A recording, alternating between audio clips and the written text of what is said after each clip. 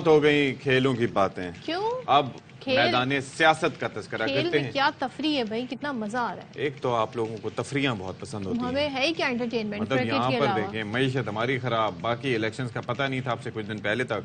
वो तो thanks to supreme court of Pakistan कि अब ये है कि इलेक्शंस की तारीख आ चुकी है 8 फरवरी, और इलेक्शन कमीशन ने अपेरेंटली बताया जा रहा है कि तमाम तर तैयारियां कर ली हैं।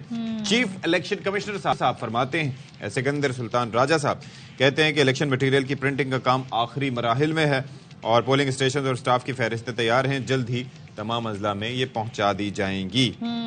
अब ये आप हो रहा बताएं है सियासी जमातों की क्या तैयारी? सियासी जमातें जी इंतखाबी इत्तेहाद बना रही हैं। उसमें सबसे एक्टिव हमें इस वक्त मुस्लिम लीग नून नजर आई जब उनकी मुलाकात हुई। एमकेएम का वफ्द पहुंचा, नवाज शरीफ, शहबाज शरीफ, मरियम नवाज साहिबा, इन सब से मुलाकात हुई और ये कह रहे हैं जी मिल के साथ इलेक्शन लड़ेंगे। साथ में एमकेएम ने ये भी ऑफर कर दिए मरियम साहिबा को कि आप अगर कराची से कोई सीट पे खड़े होना चाहें तो हम आपको इसके लिए वेलकम करेंगे। अच्छा जी, अब क्या नवाज शरीफ कहते हैं पूरे पाकिस्तान की तरक्की चाहते हैं, और जब उन्होंने मुलाकात की खालिद मकबूल सिद्दीकी की क़यादत में जो वफ्द पहुंचा था, क्या कह रहे हैं जरा देख लेते हैं। हमें तो पाकिस्तान की तरक्की चाहिए, चाहे वो सिंध है, केपीके है, बलूचिस्तान है, कराची है और फिर पंजाब है। बिल्कुल एक ही नजर से सबको देखते हैं। मैं मालूम करना चाहता हूँ जो पिछली हुकूमत लाई गई थी उसने किया क्या। शहबाज साहब के ऊपर तो इल्जाम ही आता है ना, टेक ओवर किया ऐसे हालात में जब मुल्क अम्बलन डिफॉल्ट कर चुका था।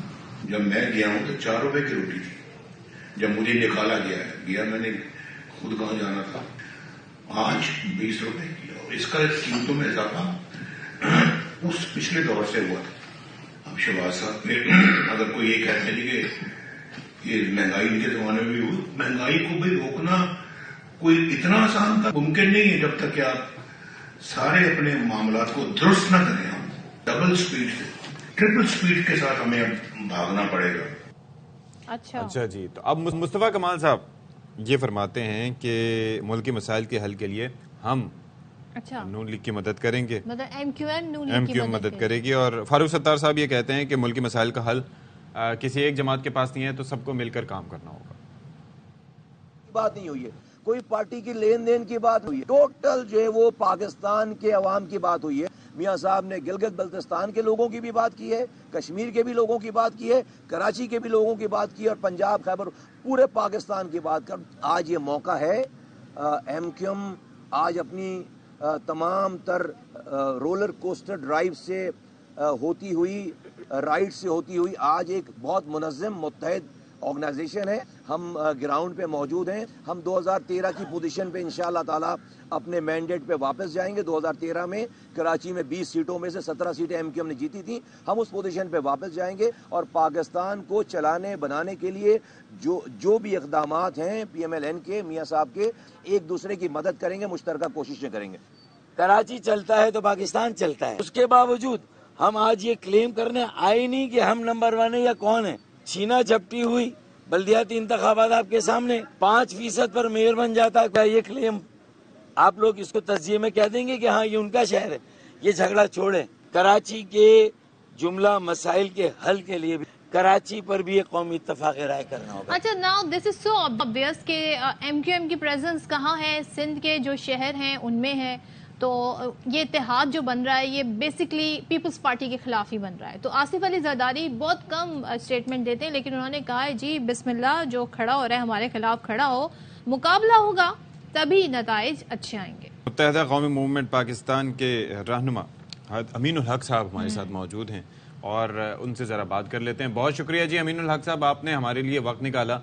एक तो ये फरमाइएगा, तो क्या ये डिसाइडेड है कि क्या ये इंतखाबी इत्तेहाद बन चुका है, या इसको अब क्या नाम दें? ये जो मुलाकात हुई इसके बाद अब ये जो बयानात सामने आ रहे हैं खास तौर पर आपकी जमात के रहनुमाओं के।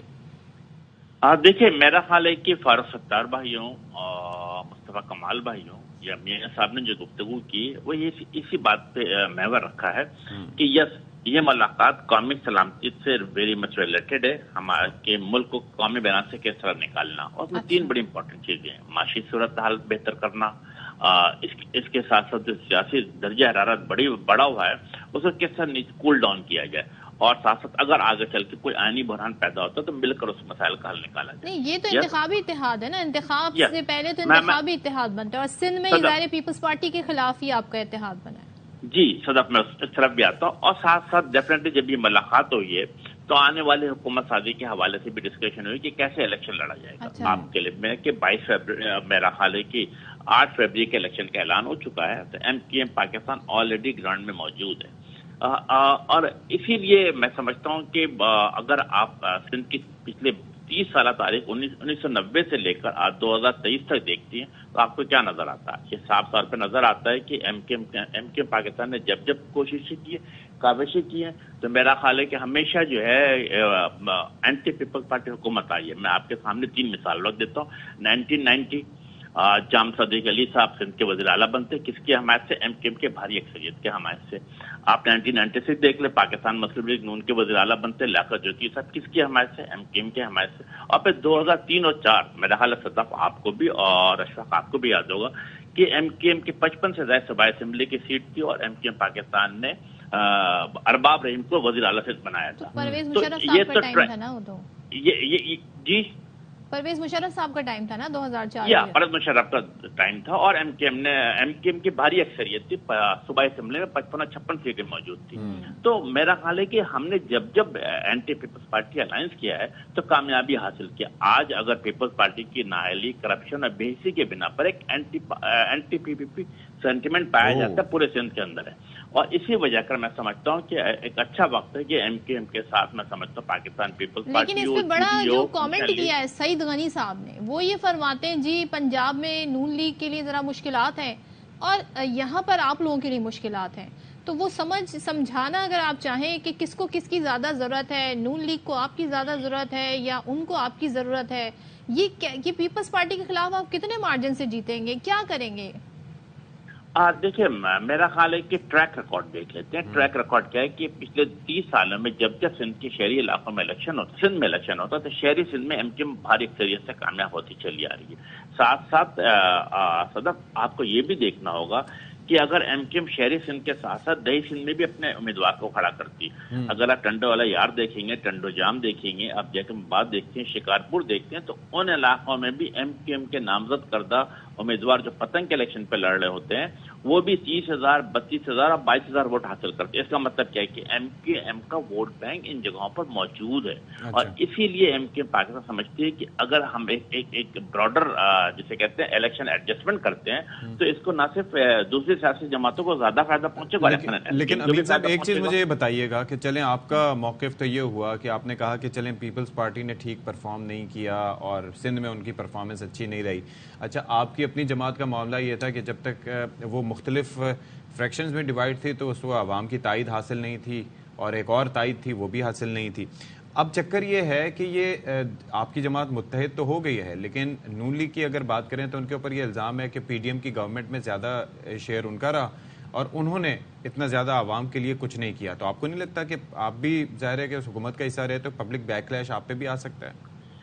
جی آپ کی بات بجا ہے اشفاق کے. یقیناً MKM پاکستان بھی پچھلے 16 ماہ تک وفاق کے ساتھ حکومت کا حصہ رہی اور یقیناً اس میں کہیں نہ کہیں مہنگائی کا بھی اضافہ ہوا ہے اور اس کی ذمہ داری کلیکٹیو ذمہ داری سب پر بنتی ہے. لیکن کیا تھا کہ MKM پاکستان نے اگر پاکستان مسلم نون کے ساتھ معاہدہ کیا غالباً 30 مارچ 2022 کو تو میں سمجھتا ہوں اس کے بعد ہم نے شہری سندھ کے عوام کو ڈیلیور کر کے دیا. کیا ہم نے اس معاہدے میں کیا رکھا تھا کہ ڈیجیٹل سینسس کو جاری و ساری رکھا جائے. آپ پورے پاکستان نے دیکھا کہ پچھلی حکومت نے ڈیجیٹل سینسس کو پائے تک بل تک لے کر گیا اور MKM کی کوششیں کاوشیں کے بدولت یہ ڈیجیٹل سینسس جو ہے CCI سے اپروو ہوا اور پھر ڈیلیمیٹیشن ہوئی اور اس کا فائدہ شہری سندھ کو کیا فائدہ. آپ کی سچویشن کم بیش وہی ہوگی نا. آپ کہہ رہے ہیں 17 سیٹیں حاصل کر لیں گے لیکن پھر آپ کہتے ہیں ہمارے پاس اختیار نہیں ہے. وزیر اعلیٰ بنانے کی پوزیشن میں تو پھر بھی نہیں ہوگی MKM.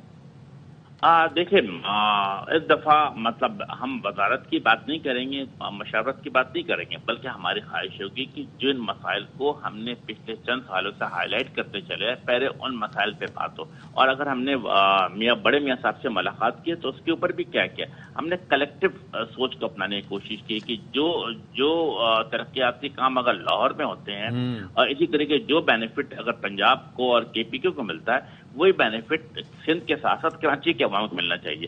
کراچی ٹھیک ہے، تھینک یو سو مچ امین الحق صاحب.